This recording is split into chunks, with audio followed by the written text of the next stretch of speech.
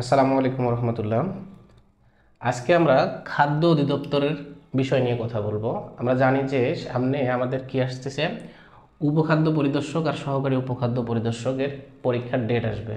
তো এইটার বিষয় নিয়ে আমি একটা সাজেশন তৈরি করছি।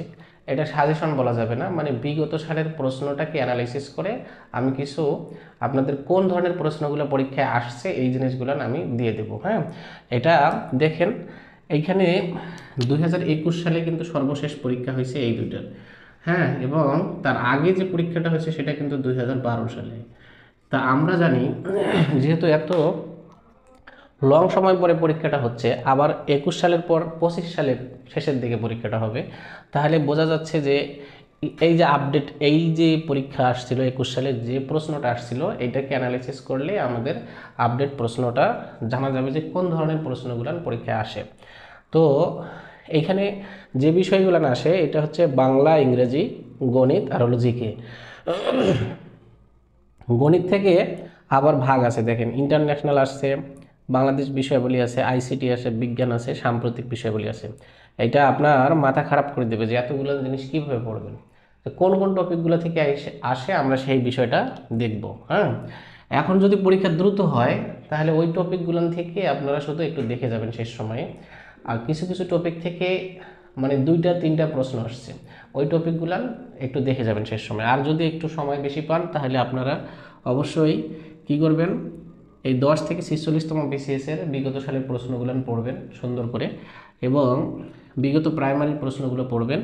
আর জব সলিউশন থেকে পড়বেন শুধু এই সাবজেক্ট কয়টা। হ্যাঁ, জব সলিউশনে সব সাবজেক্ট এলোমেলোভাবে দেওয়া থাকে, কিছু কিছু জব সলিউশনে সাবজেক্ট ওয়াইজ দেওয়া থাকে, শুধু এই সাবজেক্টগুলো পড়বেন জব সলিউশন থেকে, তাহলে আপনার একটা মোটামুটি ভালো প্রিপারেশন হয়ে যাবে আশা করা যায়।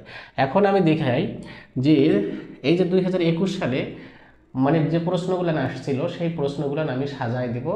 হ্যাঁ, সেটা আপনারা দেখেই বুঝে নিতে পারবেন যে কোন অধ্যায়টা বেশি ইম্পর্টেন্ট। ঠিক আছে, বাংলা পার্টটা আমরা দেখবো এবার। হ্যাঁ, বাংলার পার্টটা দেখেন, এখানে বিগত সালে প্রশ্ন আসছিল, আমি এই যে কালো কালি দিয়ে লিখে রাখছি যেগুলান, এগুলান সবগুলান সহকারী উপখাদ্য পরিদর্শক। হ্যাঁ, সহকারী উপখাদ্য পরিদর্শকের।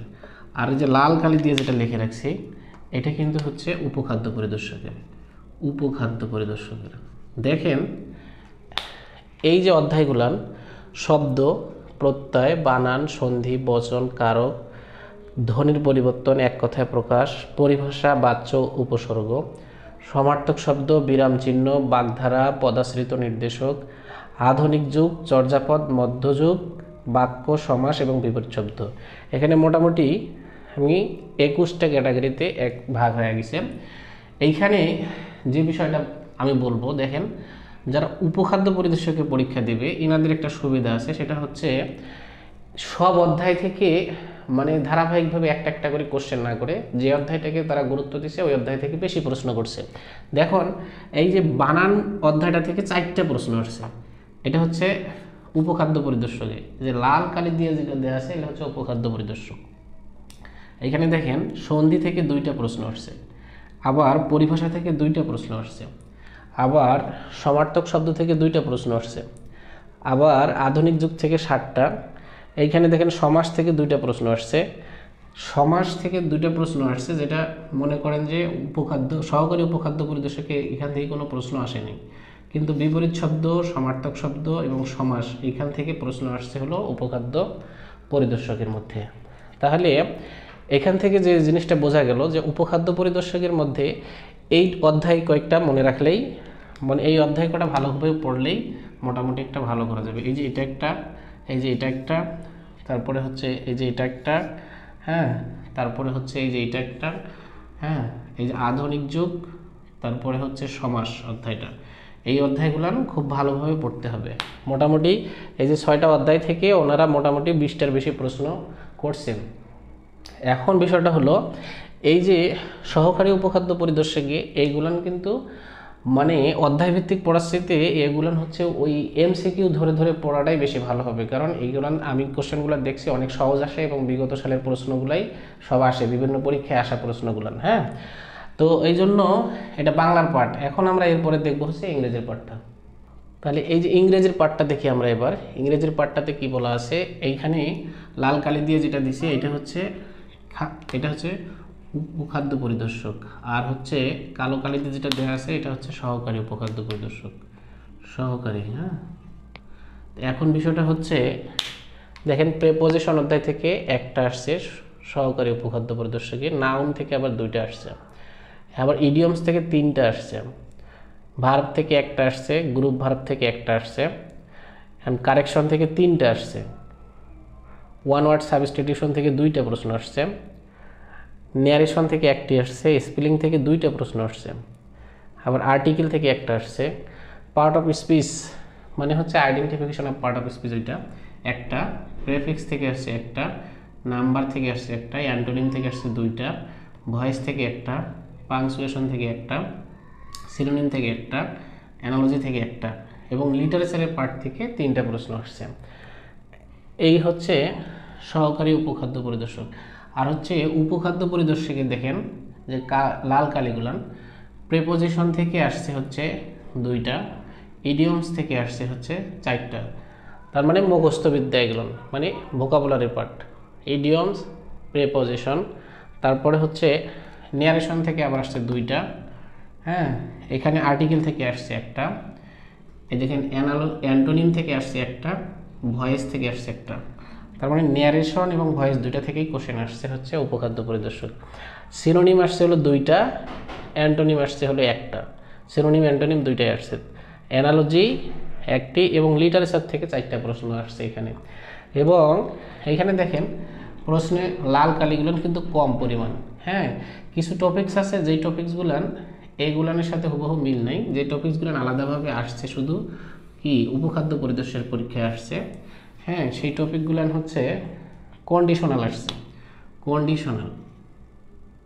কন্ডিশনাল, আবার রাইট ফর্ম অফ ভার্ব আসছে, রাইট ফর্ম অফ ভার্ব এটা আসছে, আবার ট্রান্সলেশন আসছে, ট্রান্সলেশন, আবার একটা আসছে হলো সেন্টেন্স থেকে, একটা আসছে সেন্টেন্স, এটা সিম্পল কমপ্লেক্স কম্পাউন্ড থেকে, আরেকটা আসছিল হচ্ছে জিরান্ট আসছিল, জিরান্ট। তাহলে এই যে এইখান থেকে কিন্তু চারটা প্রশ্ন আসছে, এইখান থেকে আসছে দুইটা, এখান থেকে একটি, এখান থেকে একটি, এখান থেকে একটি। তাহলে দেখেন এইটা হচ্ছে এই যে উপখাদ্য পরিদর্শকের প্রশ্নটা মোটামুটি মানে বিসিএস এর সিলেবাসটাকে বেশি ফলো করছে। হ্যাঁ, এবং যে অধ্যায় থেকে দিছে ওইটা থেকে বেশি দিছে, যেমন এখান থেকে এই মুখস্থ বিদ্যাগুলো সিনোনিম, অ্যান্টোনিম, ইডিয়মস এবং প্রিপোজিশন এটা থেকে প্রচুর প্রশ্ন আসছে, রাইট ফর্ম অফ ভার্ব, রুলসের নিয়ম থেকে একবারে চারটে এক। এইবার দেখেন গণিতের পার্টটাতে কি বলা আছে।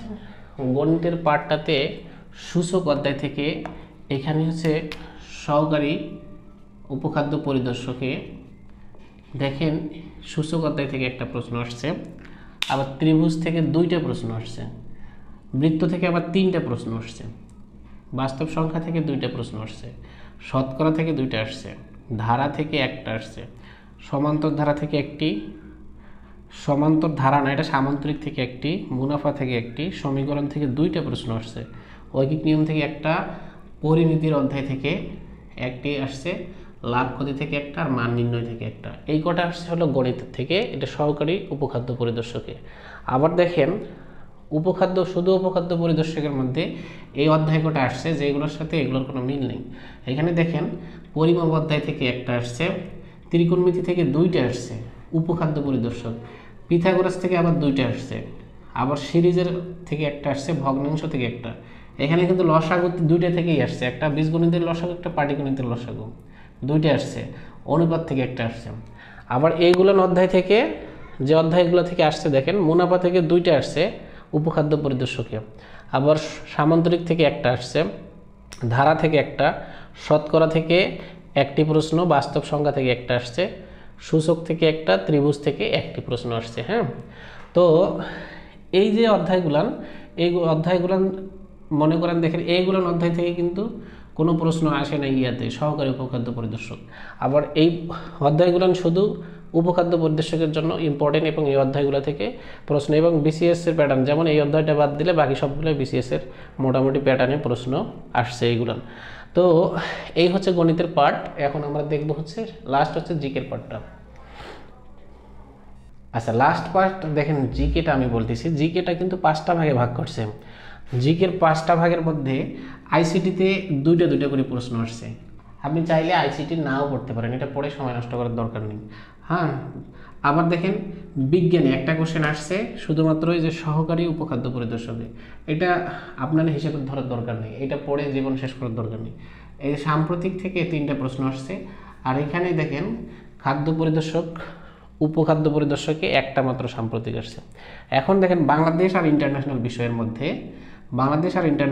মধ্যে সহকারী উপখাদ্য পরিদর্শকে ইন্টারন্যাশনাল থেকে আসছে 6টি, আর উপখাদ্য পরিদর্শকে এখান থেকে আসছে হলো 11টি।